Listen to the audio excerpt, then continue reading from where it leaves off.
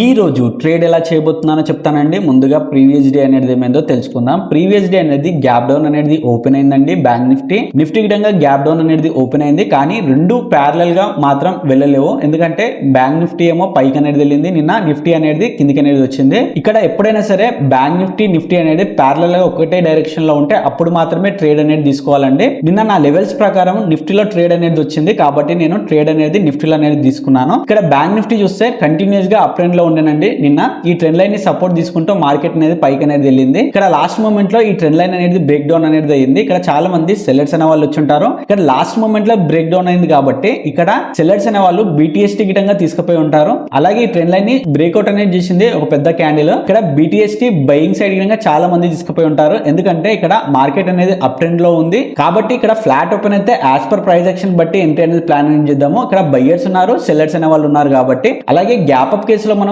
Buying side అనే trade అని తీసుకుందామండి. ఎందుకంటే ఇక్కడ బయ్యర్స్ ఉన్నారు, వాళ్ళకి మంచి ప్రాఫిట్ అనేది ఉంటుంది. అలాగే సెల్లర్స్ ఉన్నారు, ఇక్కడ స్టాప్ లాస్ అనేది హిట్ అవుతుంది వాళ్ళకు. అలాగే గ్యాప్ డౌన్ కేసులో మనం సెల్లింగ్ సైడ్ అనే ట్రేడ్ అని తీసుకుందామండి. ఎందుకంటే ఇక్కడ చాలా మంది బయ్యర్స్ స్టాప్ లాసెస్ అనేది ఉన్నాయి కాబట్టి మార్కెట్ అనేది కంటిన్యూస్ గా కిందికి వెళ్ళే అవకాశం అనేది ఉంది. ఇక్కడ ఈ లెవెల్స్ అనేవి చాలా ఇంపార్టెంట్ అండి. ఈ లెవెల్స్ అనేవి ప్రతిరోజు నేను బ్యాంక్ నిఫ్టీలో సెన్సెక్స్ లో డ్రా చేసి టెలిగ్రామ్ ఛానల్లో పోస్ట్ అనేది చేస్తూ ఉంటాను. ఇంకా ఎవరైనా జాయిన్ కాకపోతే వెళ్ళి జాయిన్ అనేది అవ్వండి. వెయిట్ చేద్దాం, మార్కెట్ అనేది స్టార్ట్ కాబోతుంది. ఇక్కడ చూడండి మార్కెట్ అనేది స్టార్ట్ అయిందండి. ఇక్కడ హ్యూజ్ గ్యాప్ డౌన్ అనేది అయింది. ఇక్కడ హై నుంచి లోకి రేంజ్ క్యాలిక్యులేట్ చేస్తే ఆల్మోస్ట్ 400 పాయింట్స్ అనేది గ్యాప్ డౌన్ అనేది అయ్యింది. ఇక్కడ వెయిట్ అనేది చేద్దాము. ఓన్లీ మనం సెల్లింగ్ సైడ్ ట్రేడ్ తీసుకోవాలి, ఎందుకంటే హ్యూజ్ గ్యాప్ డౌన్ ఉంది కాబట్టి. ఇక్కడ చూడండి మార్కెట్ అనేది ఈ లెవెల్ ని బ్రేక్అవుట్ అనేది చేసిందండి. ఇక్కడ ఓన్లీ బయ్యర్స్ మాత్రమే వస్తారు కాబట్టి ఒక రెడ్ కలర్ క్యాండిల్ చూసి మనం ఎంట్రీ అనేది ప్లాన్ అనేది చేద్దాము. ఇక్కడ చూడండి ఒక రెడ్ కలర్ క్యాండిల్ అనేది ఫామ్ అయిందండి. ఇక్కడ నేను ఎంట్రీ అనేది ఇక్కడ ట్రిగర్ అనేది చేస్తాను. ఇక్కడ 50 పాయింట్స్ అనేది నా స్టాప్ లాస్ అనేది ఉంటుంది. ఆల్మోస్ట్ ఈ క్యాండిల్ పైన 60 పాయింట్స్ అనేది పెట్టుకున్నాను. 140 పాయింట్స్ అనేది నా టార్గెట్ అనేది ఉంటుంది.